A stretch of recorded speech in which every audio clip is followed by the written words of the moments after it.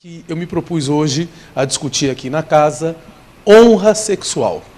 E parece um tema, num primeiro momento, sem grande repercussão, sem grande desdobramento, mas não é.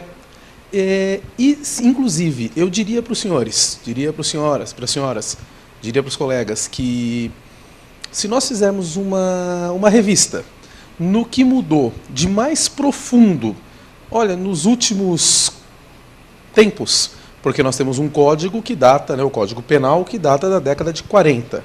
É bem verdade que esta matéria que nós vamos dizer hoje sofreu reforma em 2009.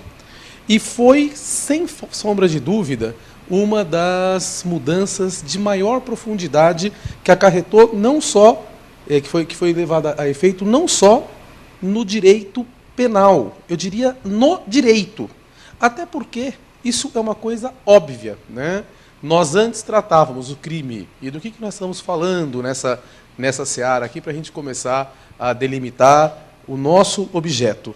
Nós, nos crimes que vamos falar, ou que estavam legislados nessa linha, eram crimes de costume, ou seja, estupro. Não era um crime, pela visão do legislador de 1940, não era um crime que atentava contra a pessoa, era um crime que atentava contra costumes. Quer dizer, você estuprava uma pessoa e ela não era a vítima era a sociedade, se abalaram os costumes. Uma coisa que na década de 40 era como se pensava, né?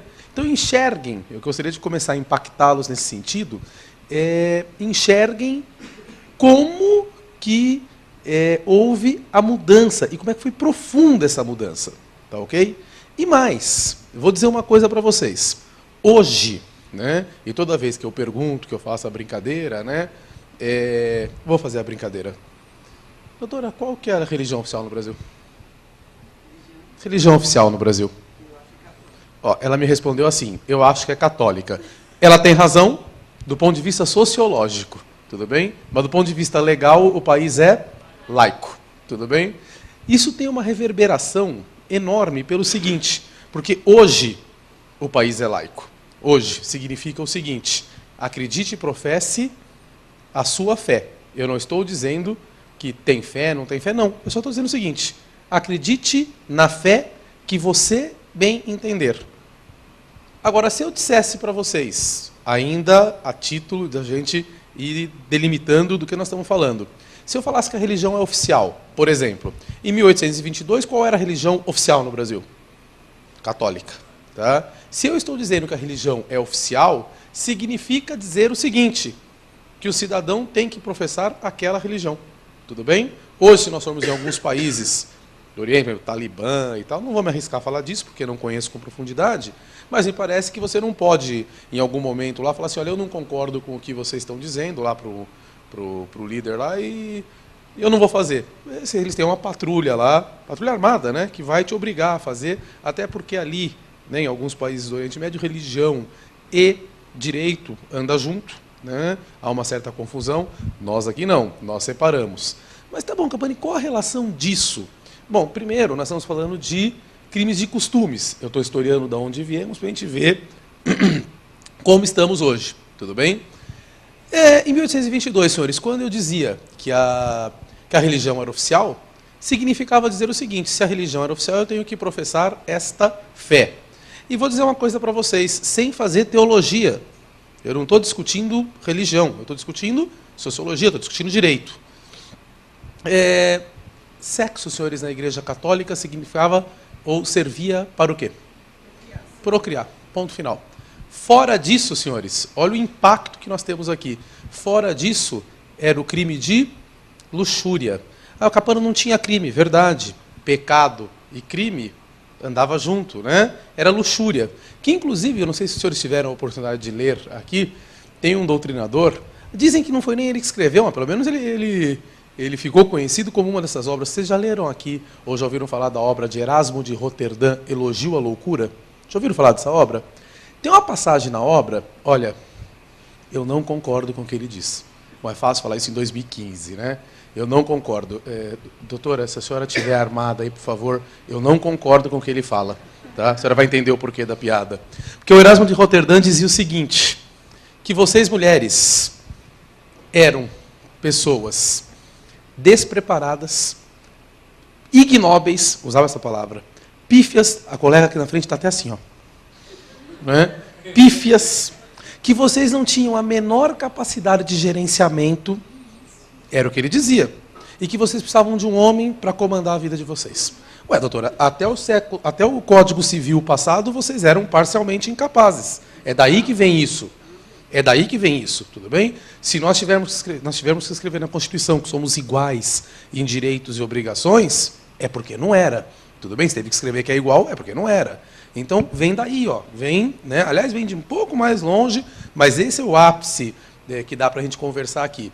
Mas ele dizia mais. Por que eu escolhi essa situação para a gente enxergar a questão de onde estamos tateando ainda?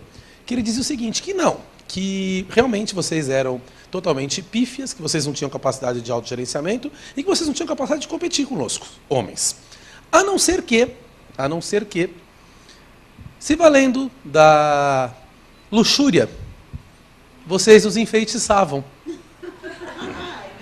E aí vocês levavam vantagem. Só tem um problema. Quem enfeitiça é bruxa. Bruxa, pecado capital da luxúria, capital perda de cabeça, caput, né? Capital, queima. Perceberam também de onde vem isso? Era assim. Então, o sexo na Igreja Católica, e não estou falando bem ou mal, estou fazendo uma detecção histórica, era para procriar. Fora disso, pecado da luxúria, pecado capital, diga-se de passagem. Então, foi nesse caldo de costumes que nós viemos criando essa situação de legislação. Tanto é verdade, senhores, que até antes de 2009, agora não estou falando lá da Grécia, não estou falando, não, 2009, tudo bem? Nós tínhamos o crime de estupro, tudo bem? Nós tínhamos o crime de atentado violento ao pudor e nós tínhamos o crime de posse sexual mediante fraude. 3 crimes distintos, tudo bem? Esses crimes, olha, vê se eles enxergam o seguinte, estupro. Estupro, que era crime contra o costume, na época, era você atentar contra uma mulher, tinha que ser uma mulher, tudo bem? Contra uma mulher. E se viesse, né, se saísse dessa uma concepção indesejada, pergunto eu para os senhores, aborto no Brasil é permitido? Não. Mas e se for de estupro? Aí pode, estão enxergando? Você mexeu nos costumes, você mexeu na minha linha de sucessão. Aliás, qualquer aluno na época, em 2009, 2008, se nós perguntássemos para o aluno assim, qual é o objeto jurídico tutelado pela lei penal no crime de estupro? Ele dizia fácil, a liberdade sexual da mulher. Sim, qualquer manual trazia essa informação. Aí você perguntava assim, tá bom, legal, o que é liberdade sexual? Opa, aí a pergunta melhorou, né? Aí ele falava assim, a liberdade sexual é eu poder ficar com quem eu quero. É o que eles respondiam para mim. Falava assim, então deixa eu ver se eu entendi. Você quer me dizer que na década de 40, um legislador subiu na tribuna do Congresso Brasileiro e disse o seguinte, olha, a partir de hoje vocês podem ficar com quem vocês quiserem, vocês podem sair com quem vocês quiserem. Foi isso que aconteceu na década de 40. Não, acho que não, complicado. Né? Liberdade sexual hoje tem sim esta posição, e vou chegar nisso, tem essa posição da gente poder escolher o parceiro sexual. Mas se a gente voltasse um pouco, não tinha essa história de escolher o parceiro sexual. Que história de escolher o parceiro? Minha filha vai casar com o filho de fulano, ponto final. Estou juntando as casas. Né? O que tinha era uma questão de linha de sucessão, tudo bem? E garantir esse direito de sucessão. Para que a gente tenha uma noção disso, então tem liberdade sexual, tem uma linha que garante hoje a escolha do parceiro, falarei mais um pouco disso daqui a pouco, e tem uma outra linha aqui, que é a linha mais antiga, que dava garantia de sucessão. Tanto se estuprou, mexeu na minha sucessão, tira. Perceberam? Sai. Mas, quer ver uma situação? No Brasil, antes e hoje, o Estado brasileiro não interfere na liberdade sexual do seu cidadão. Se eu não quiser ter nenhum filho no Brasil, posso? Posso fazer essa escolha? Posso. Conjunto vazio também é conjunto. E se eu quiser ter 18 filhos, algum problema? Nenhum. Tenham quantos filhos você quiser. Enxerguem, se eu estivesse, e não estou falando mal também do Estado chinês, daqui a pouco o cônsul chinês liga aqui na OAB dizendo que eu estou falando mal do Estado chinês. Não, não estou falando mal do Estado chinês. Estou só dizendo o seguinte, me parece que na China, se eu quiser ter o terceiro filho, não pode. Não é isso? Me parece que tem uma história assim. Ou seja, olha o que eu estou dizendo. O Estado chinês interfere na liberdade sexual do seu cidadão? Interfere. Estão percebendo o que é liberdade sexual? Tira essa história de escolha de parceiro. É verdade também. Mas tem essa outra vertente aqui, ó, a vertente de sucessão. Tá? E o Estado canadense? Se eu tiver... Porque e tem as razões deles. O Estado chinês vai se defender, dizendo, não, mas eu já tenho muita gente aqui, tem um problema social. Sim. Eu não estou dizendo que eles estão errados e não quero, em absoluto, me excluir com o porquê da decisão que eles não querem o terceiro filho, o quarto, o quinto, o sexto filho. É um problema de soberania deles. Né? O Estado canadense interfere na liberdade sexual dos seus cidadãos? Porque me parece que lá, como tem pouca gente, é o inverso. Né? Quem tem mais filhos, eles dão subsídio de imposto, paga menos. Quer dizer, isso eu entendi, tá? Vi enviesada, eu que não quero ter filho porque eu odeio criança, mentira, eu não odeio criança, mas supondo que, né, eu odeio criança, eu não quero ter filho. Eu vou pagar mais imposto do que os outros que têm filho. Perceberam? Está interferindo ou não está? Está interferindo. São discussões que dá para a gente fazer. São discussões que daria para ser feita nesta linha, tudo bem, de liberdade sexual. A linha da posição da escolha do parceiro também foi uma linha que sofreu uma situação bem interessante. Ainda falando de costumes, me parece que o costumes, e aqui sim, né, e eu preciso começar a falar uma coisa para os senhores, o ser humano tem algumas potencialidades. Tá? Eu reconheço no corpo humano, aliás, no cidadão, no ser humano, porque todo mundo fala também, que a dignidade humana, porque a dignidade humana, e, ótimo, dignidade humana, maravilha. É importante? É importante a dignidade humana. A dignidade humana é tão importante que está em que artigo da Constituição, senhores? Que artigo?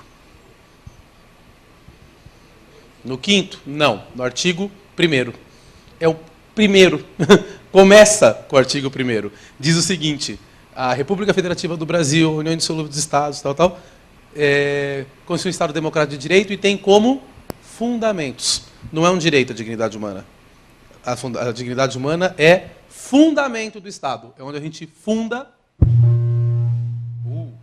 onde a gente apoia o edifício jurídico brasileiro. É a fundação do nosso edifício jurídico. Né? Vai estar escrito lá a soberania, né? A capacidade de auto se governar, a capacidade que o povo brasileiro tem de auto escolher o seu destino.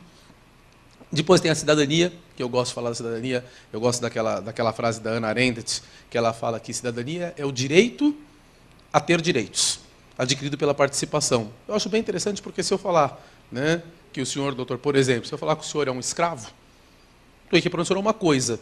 O senhor não tem direito a nada. Não, eu tenho que reconhecer primeiro o senhor sujeito de direitos, para depois eu discutir que direitos que o senhor tem. Né? Percebe? É uma situação filosófica interessante. Primeiro eu tenho que reconhecer que a pessoa é sujeita de direitos. Porque já houve, no nosso ordenamento jurídico, aliás, nós temos a pecha de ser, se não o último, né? Eu não tenho certeza dessa informação, me falaram que foi o último país que revogou a escravidão. Né? Quer dizer...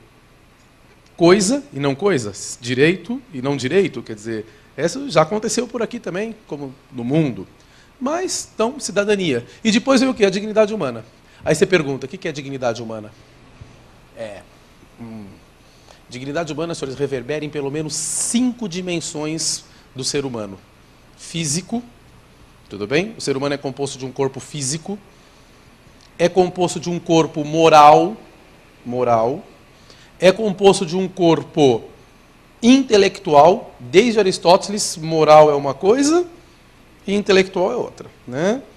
Depois nós temos uma concepção no ser humano de fé, e é por isso que o país é laico, tudo bem? Eu só posso lhe garantir a sua dignidade de fé se eu deixar você acreditar no que você quer.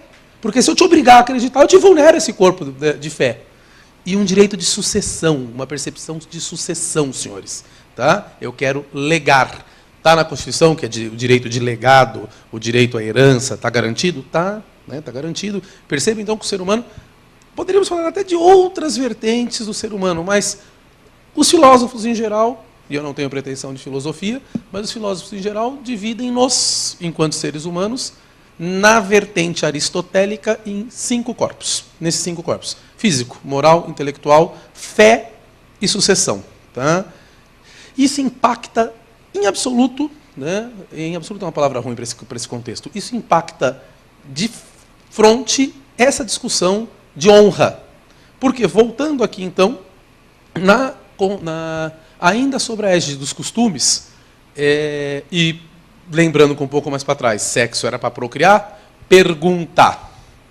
Se o sexo era para procriar, como é que eu ia defender uma união homoafetiva? Não dá, percebe? E aqui eu não tenho como discutir a posição pessoal de cada um tem a sua posição, cada um tem a sua carga de religião. Estou dizendo só da área do direito e vou dizer o seguinte, a primeira vez que eu fiz esse discurso na universidade, que eu fiz o seguinte discurso, eu falei, olha, é o seguinte, independente se eu concordo com isso ou não, vamos abstrair a minha opinião, vamos falar de direito, que está na Constituição. Me parece que é o seguinte, eu não tenho mais atrelamento nenhum com nenhum dogma religioso. Eu posso acreditar no que eu quero. Inclusive, posso não acreditar em nada. É um direito meu. Tá bom. Eu tenho direito a respeitar e que o Estado tem que prestar prestações positivas para me desenvolver na minha dignidade humana, que acabamos de conversar, que é em 5 vertentes, né? Mas as três primeiras, né? Moral, física e intelectual. O Estado tem que me garantir saúde? Bom, está na Constituição, né? Físico. Tem que me garantir educação, senhores? Artigo 205 da Constituição, está lá, né? Tem que me prestar. Né? Não digo que tem que fazer peremptoriamente, mas tem que me desenvolver nessas minhas capacidades enquanto ser humano. É para isso que serve o Estado contemporâneo, tudo bem? Bom, se eu me satisfaço fisicamente com um parceiro do mesmo sexo, se eu me intelectualmente e moralmente eu estou bem comigo mesmo, por que não parceiro do mesmo sexo, já que eu não preciso mais procriar, já que eu estou em estado laico? Quando eu falei isso a primeira vez na universidade, vocês não têm noção, isso lá em 2009, e apedrejado não, né? Mas foi quase. Foi quase. E não tinha decisão, porque eu falando isso agora, eu estou vendo o rostinho de vocês, estão assim, isso que você está falando é óbvio. Sim, porque o que eu estou falando foi o que o Supremo disse na decisão de homofilia. Então, vocês não quer concordar com o Capano? Não precisa concordar comigo, não. Discute com os ministros. Os ministros falaram isso. Se nós concordamos ou não concordamos com isso, aí nós podemos fazer uma outra discussão à látere. Mas é o que disse a decisão. Bom, eu lembro que na universidade os alunos tinham um blog e eles falaram assim, sei não, Capano do ponto de vista técnico tem razão, mas está em Nárnia. Eu fiz a mesma cara, no outro dia eu voltei em sala de aula e falei assim, ô molecada, é o seguinte, que história é essa de que eu estou em Nárnia? Capano, você está saindo do armário. No que eu respondi de imediato para eles, o quê? Se eu estou saindo do armário, é um problema meu, não de vocês, tá bom? Eu tenho o direito, vou recalcitrar, vocês querem que eu faça a aula de novo? Ou seja, é o meu direito. Tá bom, Capone, qual a relação disso com honra? Opa, toda. Porque isso tudo que eu estou dizendo não se aplicava quando era questão de costume. Estão percebendo? Eu tinha um artigo que cuidava do quê? Do físico e sucessão. E vou dizer mais, viu? Lá em 40, 50, 60, para vocês terem uma olhada, e até hoje reverbera um pouco desse caldo político, você está lá passeando com a sua namorada. Doutor, qual é o nome do senhor? Guilherme, você está lá com a namorada, passeando de mão dada com ela, aí o cara vem e mexe com ela. Bom, mexeu com ela, não mexeu comigo, não mexeu contigo. O certo seria a gente fazer o quê? Se defende aí, mexeu com você. Se você fizer isso, cara, né, porque perdeu, ela vai olhar para você e vai falar assim, ó, mexeu comigo. E aí, o Guilherme vai falar o quê? Ah, irmão, você está mexendo com a minha mulher por quê? Está mexendo com a minha mulher. O senhor tem escritura? Tem compromisso de compra e venda? Que história de minha mulher? Né? Eu acho que nós poderíamos fazer o seguinte, né? Os homens, quando eu faço essa piada, eles dão risada, as meninas fazem assim, ó. Tá mexendo comigo, você não vai me defender? Mas é um caldo histórico sociológico, percebeu? Né? A honra, senhores, inclusive, se vocês pegarem vários julgados e várias doutrina da década de 30, 40, quando você atentava contra a mulher, não era contra ela, era contra a minha pessoa. Porque você atentando contra a minha mulher, você atenta contra, não ela, era costume. Você atenta contra a minha honra, porque eu sou o chefe do casal. Percebe? Então você está atentando contra o meu direito. O senhor está chutando o meu cachorro, entrando na minha casa e batendo na minha mulher. Pô, percebe o caldo que tinha nisso? Né? Tinha essa percepção para a gente ter. Tá? Tanto é verdade que na década de 60 me chega alguém, eu não vou dizer o caso, é famoso, né? É Dock Street, senhores, na cidade do Guanabara, pegou a mulher em contubérnio, em ad alterum litus alieium, né? Adultério, ad alterum litus alieium, e matou. E se defendeu no tribunal do júri, dizendo que legítima defesa da honra.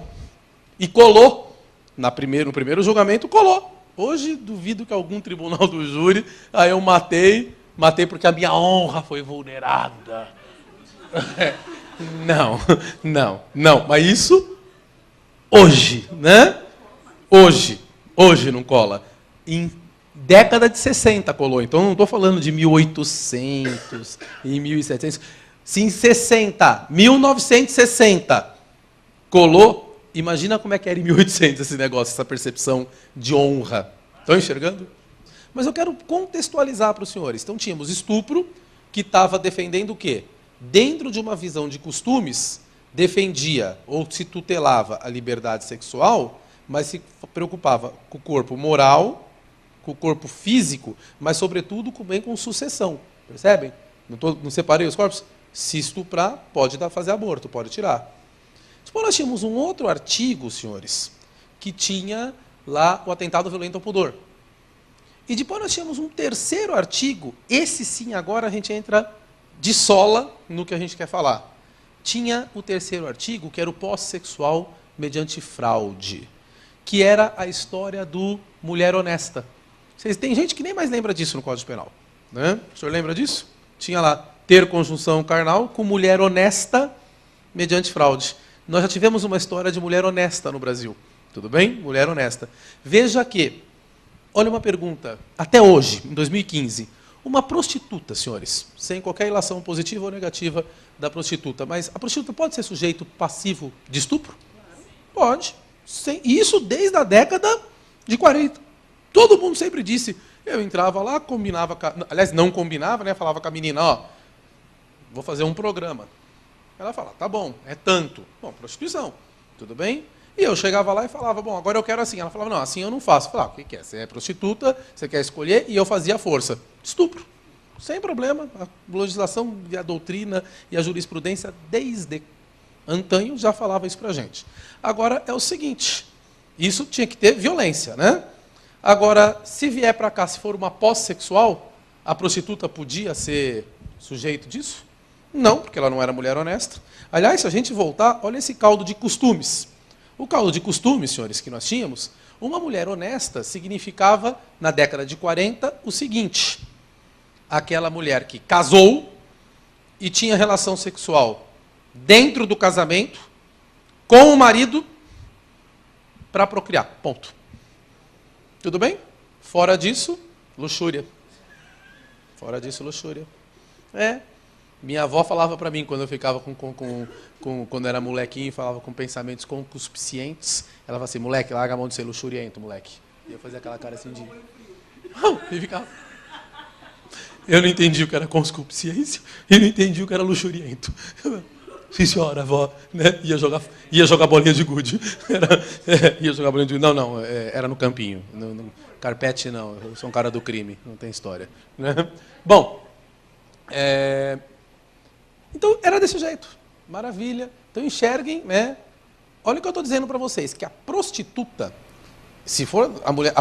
Pergunta, olha, uma mulher na década de 40, que era casada, saía de manhã, trabalhava, voltava, tal, nunca cometeu nenhum crime, quer dizer, não cometeu nenhum crime, ponto e vírgula, mas ela tinha um amante, que então era crime, adultério. Né? Hoje adultério não é mais típico, mas né, já foi. Era uma mulher honesta? Por ponto de vista de costume, não. Uma mulher, senhores, que começar... Vou impactá-los um pouco mais, para a gente ir trabalhando essa cultura. Imagina a seguinte situação. Década de 50, uma mulher... Eu sempre faço uma brincadeira com a mulher, vou permitir. Doutora Carla. A Carla escolheu, na década de 50, casou com 16 anos de idade, que não era incomum. Né? Era comum. Ela deu azar na primeira. Eu gosto de falar isso para as mulheres, para vocês sentirem na carne. Né? Ela escolheu um homem, e eu quero lembrar os senhores que na década de 50, pergunta 1, tinha divórcio? Não. Tinha desquite? Não. O que o homem uniu, aliás, o que Deus uniu, o homem não separa. Tudo bem? Ela deu azar. Ela deu azar. Então, eu estou discutindo o caldo, né, do que era costumes para nós. Ela deu azar, ela catou um cara que batia nela todo dia. E ela aguentou 3 anos apanhando todo dia do cara. Toda vez que eu falo isso, as meninas falam assim, hoje eu não aguentaria o primeiro dia, tá certo? Lei Maria da Penha no cara, né? Mas na década de 50, ficou quieta, apanhou de novo, apanhou pela 100ª vez, até que um dia ela disse, basta, não quero mais. Eu te acho, assim, primeiro uma revolucionária.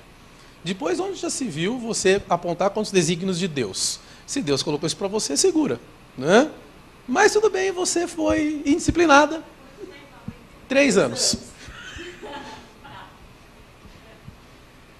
E você resolveu que não apanhava mais, que não apanharia mais. Tá ótimo, né? Saiu. E como a cidade que ela morava era em Apinhaí da Pipoca da Serra, uma cidade pequena, ela veio para São Paulo. Na época ela casou com 16, apanhou 3 anos, 16, 17, 18, 19. Chegou em São Paulo com 20 anos de idade e começou a trabalhar que nem uma maluca. É uma cidade cinza, uma cidade que não recebe bem. Trabalhou que nem uma louca, estudou. E uns 5 anos depois, 19, 20, 21, 24 anos, ela arrumou um cara para ficar com ela. E esse cara agora é um cara que trata ela bem. É um companheiro, não te bate, te ajuda, é um companheiro realmente. Mulher desonesta você. Como é que você, porque você está casada, não está? Não tinha divórcio, não tinha desquite. Você arrumou um amante? Foi isso? E aí você teve um filho com o cara. Piorou. Bastardo. Não era? Bastardo. Pô, fora do casamento. Não, eu estou só dizendo como é que dizia a lei, porque a gente vem aqui falar, a lei mudou. E aí a gente não diz o porquê que mudou. Vocês estão enxergando esse caso pontual que eu criei aqui, que não era incomum? Tudo bem? Depois de tanto ela se separou, porque ela não aguentou mais, separou de fato, né? Mas ela continuou casada, não tem divórcio, não tem desquite. Teve um filho. Bastardo. Não, com a Argentina você está errado. Eu não podia perder a piada com a Argentina. Agora o cônsul argentino vai notificar a gente. Mas vocês estão enxergando o caldo que tem nisso? Ela teve um filho fora do sagrado cânone do casamento. Você é desonesta. Inadmissível. Você não tem o mínimo de honra. Porque é o seguinte, se a prostituta podia ser estuprada, então ela tinha um objeto tutelado, liberdade sexual. E a mulher honesta, só que tinha honra sexual, porque olha o que eu estou dizendo agora, me parece, e já você pegar alguns, tinha muito treinador que falava assim, não, objeto tutelado no estupro. Liberdade sexual.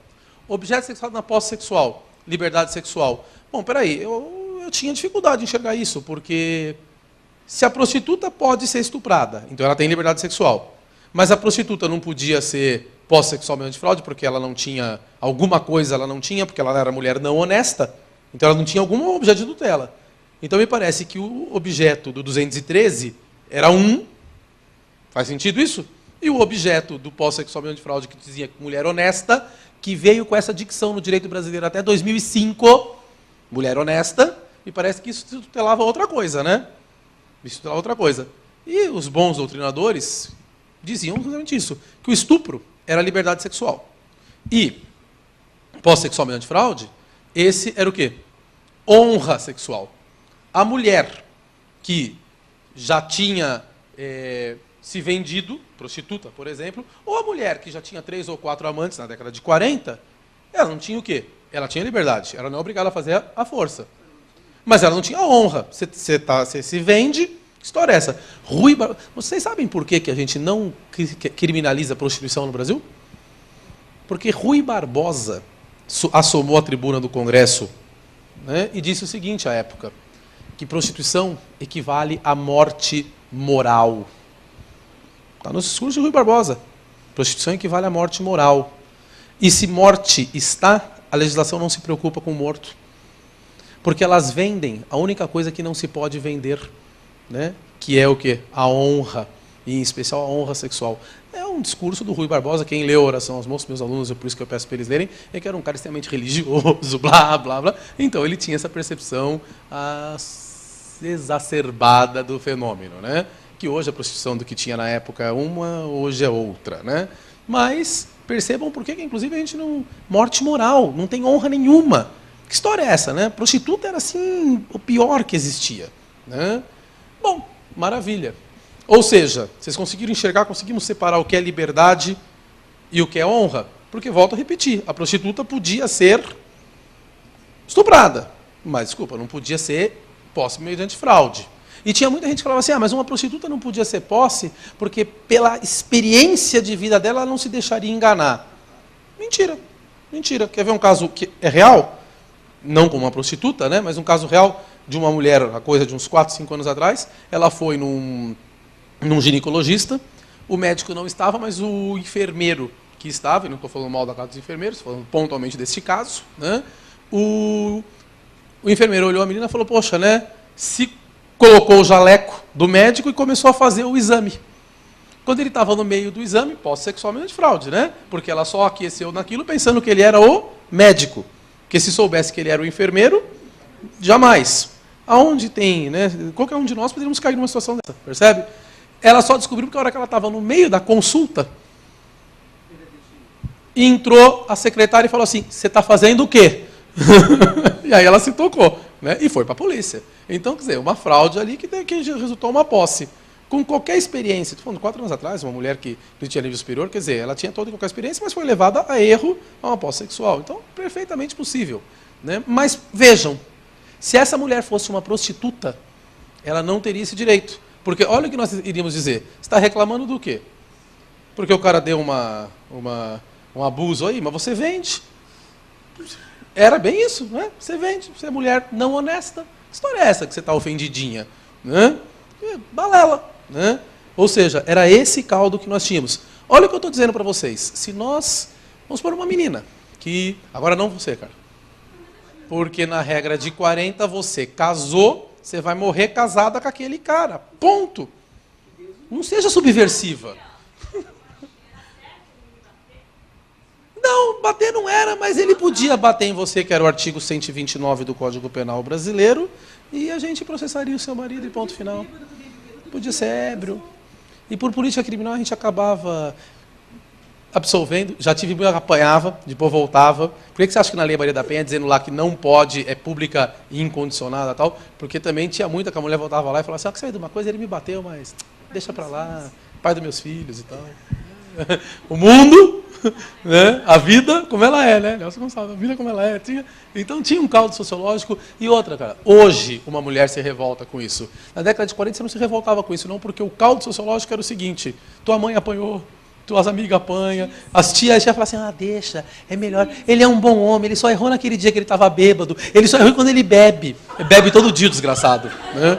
Ele só errou quando ele bebe. É ruim com ele, pior sem ele. Você vai ser uma mulher que está sozinha no mundo. Quem que vai cuidar de você? Bom, o Erasmo de Roterdã não estava tão errado, então, né? Você precisa de um homem para cuidar de você, é isso, né? Era outro caldo sociológico. Por isso que a gente tem que resgatar isso. Senão a gente não entende a mudança da lei, o porquê que mudou. Percebe? Vamos mais longe, quer ver? Olha que outra mudança louca, né? Que foi necessária. Eu vinha falando do problema da honra sexual. A menina foi prostituta. Estou tirando agora, mostrando na cidade de Iapinha da Serra, que não é a Carla, tudo bem? Né? Ela foi prostituta até os 20 anos de idade. Resolveu que ela não queria mais ser prostituta. Encontrou Deus. Não quero mais ser prostituta. Veio para São Paulo. Pode acontecer? Pode acontecer. Né? Veio para São Paulo, beleza. Começou a trabalhar. Trabalhou primeiro, veio sem escolaridade, trabalhou duro, aceitou fazer trabalho braçal, foi faxineira, depois estudou um pouco, melhorou, e foi subindo ela com ela mesma, foi estudando, foi trabalhando. Tem dignidade essa pessoa? Lá vocês falam, pô, e como, né? Ela abandonou aquela vida. Aos 30 anos de idade, 10 anos depois, ela vai numa consulta. Acontece essa história que eu vou fazer com ela. Ela vai na delegacia de polícia e fala, o cara me enganou, tal, instaura inquérito. Aí esse cara, é hipotético isso agora que eu estou falando, né? O cara fala, com um amigo dele. Puta, cara, sabe que eu me ferrei? eu fiz assim, assado, sou enfermeiro lá no consultório onde eu trabalho, e assim, assado. E, pô, inclusive é uma menina, né, que é da cidade onde você morava lá, Iapé de Pipoca da Serra. Ele falou, Iapé de Pipoca da Serra é uma cidade que tem 3.000 habitantes, por exemplo. Todo mundo conhece todo mundo. Mas qual era o nome da menina? Ah, Maria X. Pô, essa menina foi prostituta lá, 10 anos atrás. Se fizesse a prova disso, o que aconteceria imediatamente até 2005? Extinção de punibilidade. Percebe? Por 10 anos depois, a menina estava bem. Não, você foi prostituta. Você é mulher não honesta. E quem foi não honesta, não dá para se tornar honesta depois. Você é não honesta. Morte moral. Foi embora. Eu tinha uma presunção, olha o nome técnico disso, iure et de iure, uma presunção absoluta de direito, que a mulher não honesta, em especial a prostituta que se vende, ela não tem honra sexual. Ponto final. Imagina uma outra situação em que a menina, eu estou falando até 2005, que a menina até 2005, ela é prostituta. Mas ela era prostituta, por exemplo, das 8 da noite, quando ela entra no... Você conhece o termo lupanar? Alguém conhece o termo lupanar? Porque nós de direito não frequentamos bordel, nós frequentamos lupanares. Né? Outra história. Lupanar é a palavra romana que designa prostíbulo na Roma antiga. Né? Eu bato de volta da minha senhora, minha avó, agora que está com 92 anos e viva, eu viro para ela assim, avó, fui no lupanar outro dia, e ela vira e fala assim, bonito, bacana. Né? Agora ela que não entende a palavra, toma de volta. Né? O pessoal do direito faz lupanar. Quem frequenta a prostíbulo é o pessoal da engenharia. Né? O pessoal da engenharia, o pessoal da educação física. Educação física eu não tenho nada contra eles, mas é o seguinte, eu tenho que falar mal do pessoal da educação física porque eu tenho inveja deles. Né? Os caras ficam o dia inteiro trabalhando tudo malhadinho, queimadinho, com as tatuagens bonitas e tal, de bermuda, e nós... Né? Então eu tenho que fazer piada com eles. Uma vez eu fiz uma piada dessa sala de aula, a aluna virou para mim e falou assim, professor, depois não. Meus pais são educadores físicos. Falei assim, por isso que eles são felizes e nós não. Então, mas eu tenho que falar, né? Tenho que fazer piada com eles. Bom, de qualquer maneira, imagina a menina que estava das 10 da noite, então, ela entrou no trabalho dela, no lupanar, e sai às 8 horas da manhã. Bom, das 10 da noite às 8 horas da manhã, ela está se vendendo, tal, não tem honra, tal. Às 2 horas da tarde, ela resolve ir no ginecologista dela. Pergunta, qual a relação de alho com bugalho? Nenhuma. Mas percebam que até 2005, se ela tivesse sofrido esse atentado, fora do horário de trabalho, pô, desculpa, você é desonesta, acabou, morreu o assunto. Bom, maravilha. Em 2005, senhores, bom, e tem um detalhe. E se fosse eu, um homem, vou numa consulta, o cara olha para mim, né, fala assim, tira a roupa. E começa com uma... E eu me valendo, achando que o cara é médico, aquece que o cara apalpa e tal. Homem tinha honra sexual, senhores? Também não, porque dizia mulher. Então, olha o que eu estou dizendo para vocês, eu vou proclamar com todas as letras, que honra sexual no ordenamento jurídico brasileiro só existia para as mulheres honestas até 2005. Então, até 2005, só as mulheres honestas é que tinham honra sexual. As mulheres desonestas não tinham honra sexual protegida. E homens também não tinham honra sexual. Isso era cafajeste mesmo, isso daí. Né? Você não tinha honra sexual, do ponto de vista técnico legal, porque dizia mulher honesta. Maravilha. Em 2005, senhores, fizeram uma reforma, trouxeram assédio sexual, trouxeram não sei o que lá, e vetaram a palavra honesta. Retiraram a palavra honesta da lei. Tá? Retiraram a palavra honesta. O tipo penal ficou assim, ter conjunção, outro ato libidinoso, com mulher mediante fraude. Foi com esse. De 2005 a 2009, foi isso que aconteceu. Nós tiramos a palavra honesta. Confesso para os senhores que o legislador o fez dizendo o seguinte, que se existe mulher honesta, existe mulher desonesta. E que isso era uma alcunha inaceitável, que isso era discriminatório, quer dizer, não desceram nessa linha de argumento que nós estamos tendo aqui. Falaram, simplesmente é discriminatório, nós vamos tirar.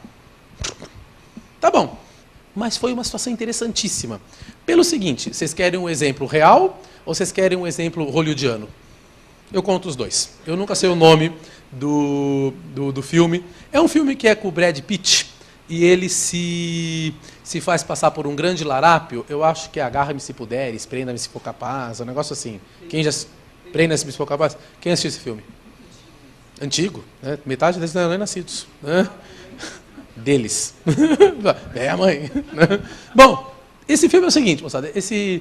Ele se faz, é ambientado na década de 60, ele se faz passar por... Ele é um larápio, primeiro ele quis ser advogado, até para enganar tem que ser razoavelmente bom, né? Então não deu. E ele começou a se fazer passar por um piloto da Panam.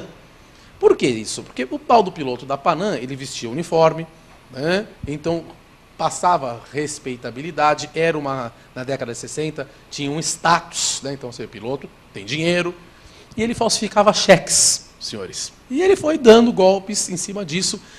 Ele ia com um cheque, que era falso, entrava no banco e falava, desconta para mim, eu sou piloto, eu vou voar. Era uma história que colava, né? Bom, o cara é piloto, vai voar. Então ele começou a descontar os cheques.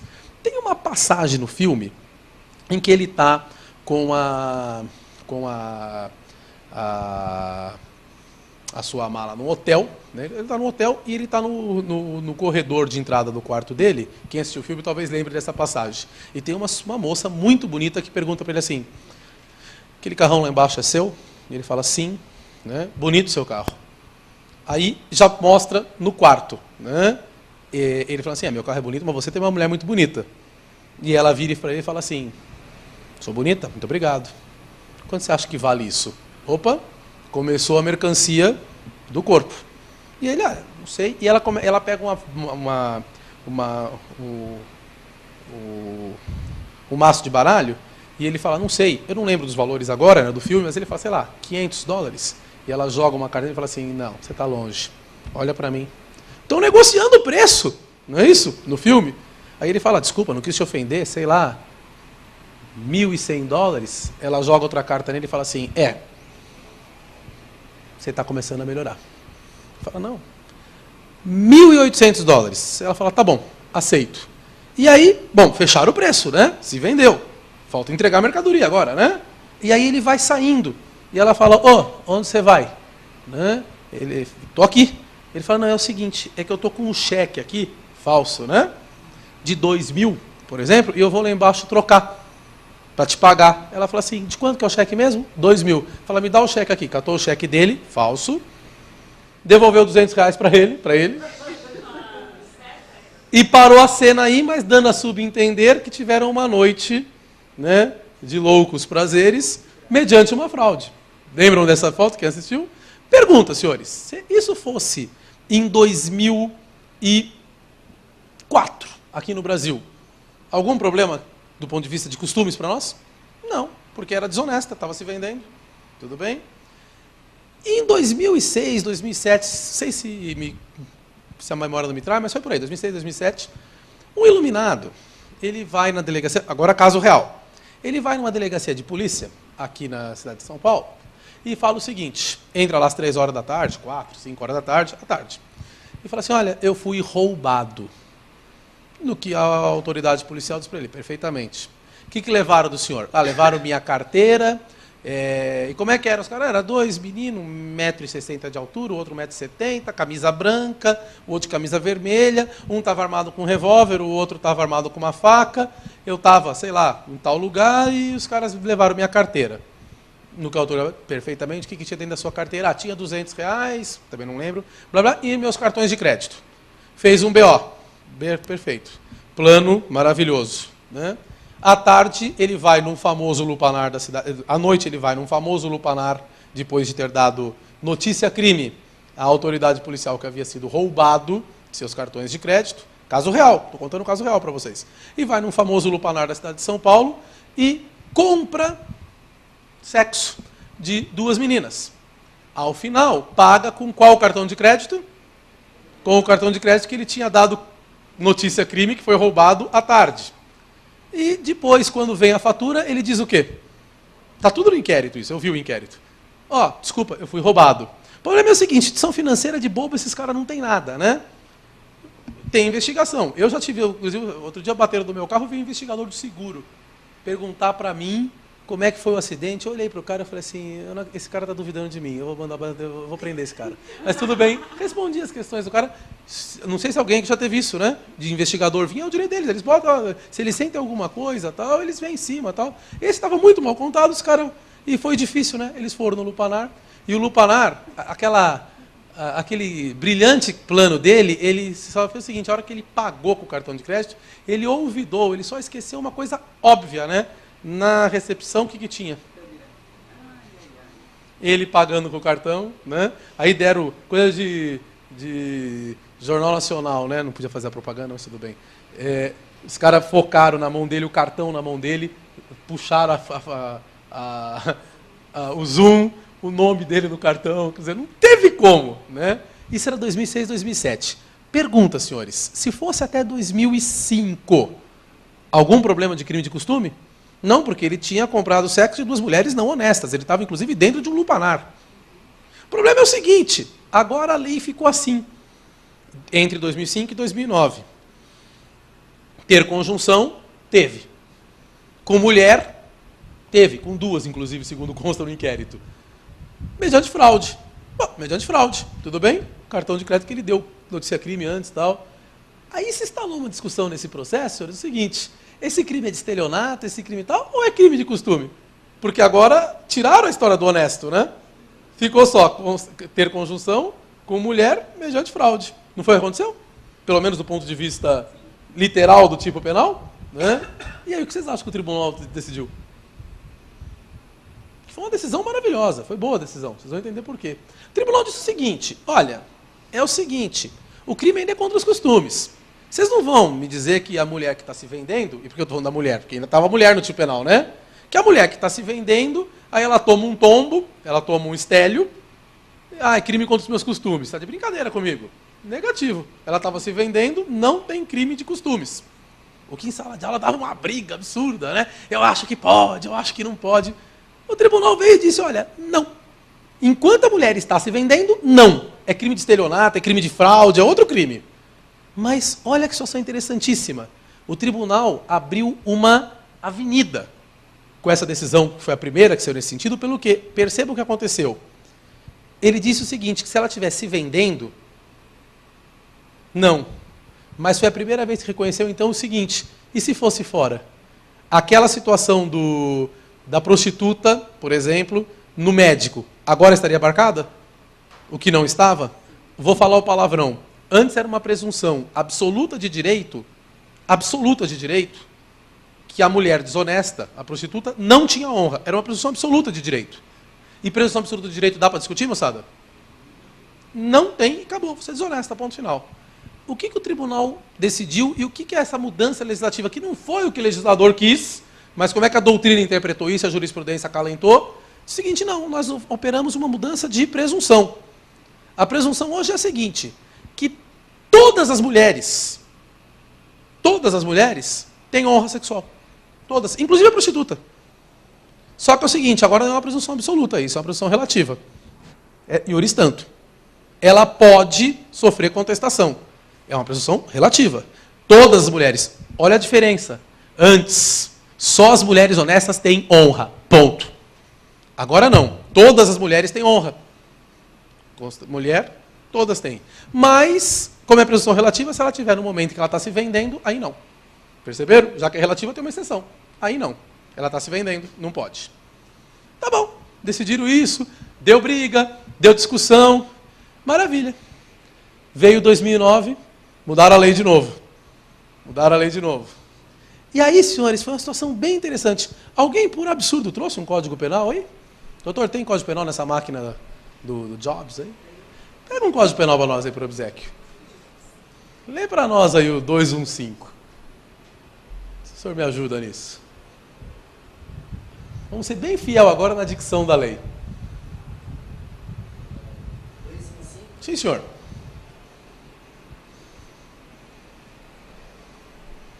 A de paçoca. Como a de paçoca? Porque a de paçoca é aquela paçoquinha amor. Péssimo.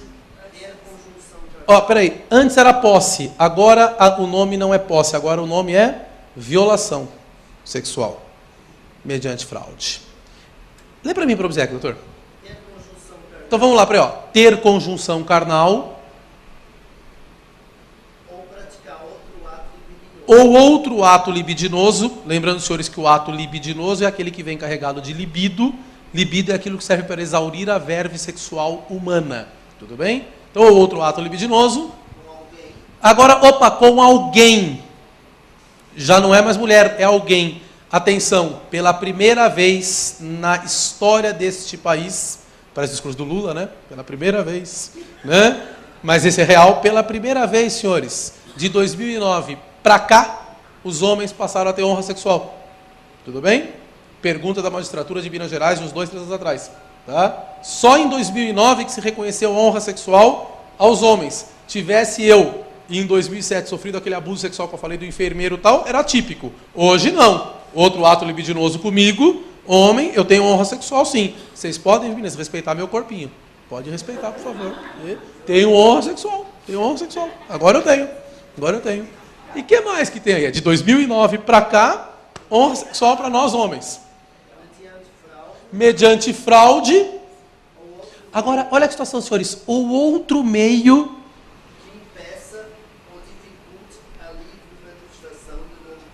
que impeça ou dificulte a livre manifestação de vontade. Pergunta, se as meninas prostitutas lá, que estavam no lupanar, se vendendo, estava, mas se elas soubessem que o cartão de crédito era, agora com queixa, não é queixa não, com notícia crime de roubo, elas teriam ido para a cama com o cara? Não. Percebem? Teve uma fraude aí. Ou seja, senhores, olha o que operou a lei. Nós saímos de um quadro em que, lá em 1940, a Carla tinha que apanhar, tudo bem? Porque não tinha divórcio, não tinha desquite, não tinha nada. Passamos por um quadro, tá? Em que, até 2005, só as mulheres honestas, e mulher honesta na acepção mais, né, conservadora, mulher honesta é aquela que era casada nos cânones da lei e da Santa Igreja, fazia sexo único e exclusivamente com seu marido para procriar. Ponto. Era isso. O resto era luxúria, coisa de bruxa. Tudo bem? Pecado capital. Até 2005, mulher honesta. Só as mulheres honestas tinham honra sexual. De 2005 a 2009, não, agora todas as mulheres têm honra. Mas ela não pode estar se vendendo, tá? E agora, senhores, os tribunais estão decidindo, e me parece que é exatamente o que o legislador penal quis, né, que é o seguinte, ninguém, mulher ou homem, pode ser levado para a cama mediante uma fraude. Se você fraudou para levar alguém para a cama, homem ou mulher, se aquele engodo que você fez foi determinante para levar a pessoa para a cama contra a vontade dela, mas que a levou por erro, é crime contra o que agora? Contra a dignidade, porque não é mais costume, é dignidade sexual, e a dignidade sexual é a espécie da dignidade humana. Ou seja, todos os senhores, quando eu brinquei, têm que respeitar meu corpinho, essa é a parte jocosa, mas a parte técnica é o seguinte, eu tenho pelo menos 5 corpos, que eu falei para os senhores, né, são 5 dimensões do ser humano, eu tenho um físico, um moral, um intelectual, fé e sucessão. Os senhores têm a obrigação de respeitar a minha dignidade nessas dimensões, tudo bem? Nessas dimensões. E os senhores não podem, inclusive, fraudar ou vulnerar essas potencialidades de ser humano minha, mediante fraude, sob pena de incorrer agora, não de crime de costume, e sim crime contra a minha dignidade sexual humana. Percebe? Ou seja, fui levado para a cama mediante um ardil, é crime. É crime. E se for prostituta se vendendo? Sim, mas se ela soubesse que o cheque era sem fundo tal, ela iria? Não. Então configura. Ou seja, saímos de um quadro, senhores, para fazer agora o fechamento, em que só a mulher honesta tinha honra sexual, passamos para um quadro depois de 2005 a 2009, que todas as mulheres tinham, mas se admitia a prova em contrário, e agora de 2009 para cá, senhores, pela lei da dignidade humana, todos, inclusive o ser humano masculino, têm honra sexual. E se tiver um engodo para levar alguém para a cama, é crime contra a dignidade sexual humana. Era isso que eu tinha para expor em parcas palavras, desculpem as minhas piadas. Dr. Humberto Durso sempre me admoesta, fala, você conta muita piada, que isso aqui é gravado. Mas eu não sei fazer discurso do cachimbo entorta a boca. Né? Fiz a brincadeira com a Carla, que é a minha chefe de turma lá na universidade, então a gente, né, quero agradecer a sua presença, a presença dos demais. Estou à disposição para perguntas, eventuais questionamentos ou posições. Muito obrigado pela atenção hoje de manhã.